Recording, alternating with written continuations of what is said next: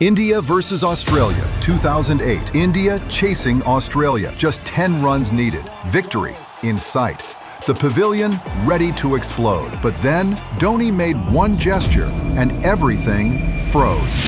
What happened next wasn't about stopping a celebration. It was about rewriting Indian cricket forever. To understand this moment, you must understand Australia in 2008. They weren't just a team. They were still the world champions. Ponting, Hayden, Simons, Gilchrist, the big guns. And facing them in their own backyard was never easy. Under Ricky Ponting, every loss was considered an upset. Not a defeat, an upset. Australia didn't lose to India. That didn't happen. But Dhoni had different plans, and he had just figured out how to execute them. A young captain, a young talent, both about to learn a lesson that would define Indian cricket for the next 15 years. Australia batted first. Their batting lineup looked threatening. Ricky Ponting at the crease. But then India struck back. One wicket, another. 160 runs, that was their total. Now India had to chase it down in Australia's backyard. Rohit Sharma came out with aggression, driving, hitting sixes. The scoreboard moved. 50 runs needed, 40, 30. But pressure mounted, wickets fell, and suddenly only 10 runs remained. Victory was near. The whole pavilion could feel it. The team started celebrating, expressing their joy, ready to erupt. And then Dhoni made his move. A simple request, fresh gloves.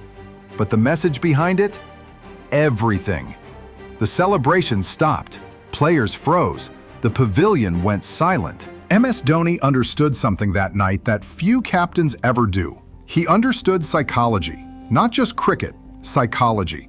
He knew the Australians were watching, listening, observing, and if India celebrated wildly, if they got carried away, the Australians would think one thing: we made a mistake.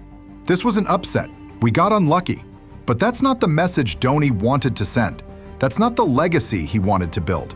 So, with that glove change, with that pause, Dhoni sent a silent but thunderous message back to his team. Dhoni's reconstructed internal voice, powerful and clear. This is not an upset.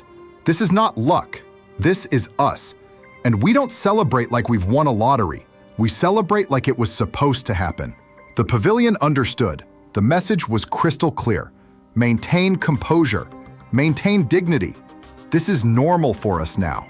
Dhoni's philosophy was radical. He believed, my bowlers got them all out for 160. We are chasing it down.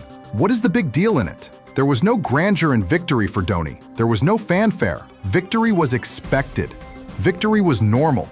And by stopping the celebrations, by forcing his team to downplay their joy, Dhoni was establishing something that would define Indian cricket for the next decade and a half. India won that night, quietly, without fanfare, like it was always meant to be. Rohit Sharma learned that night. Years later, as captain, he would do the same thing. Calm young players. Teach them that winning is expected, not celebrated like a lottery. The culture Dhoni planted in 2008 grew. It became the DNA of Indian cricket. MS Dhoni didn't just stop a celebration, he started a revolution. And that's why 2008 wasn't just a match India won. It was the day MS Dhoni built the foundation of India's next generation.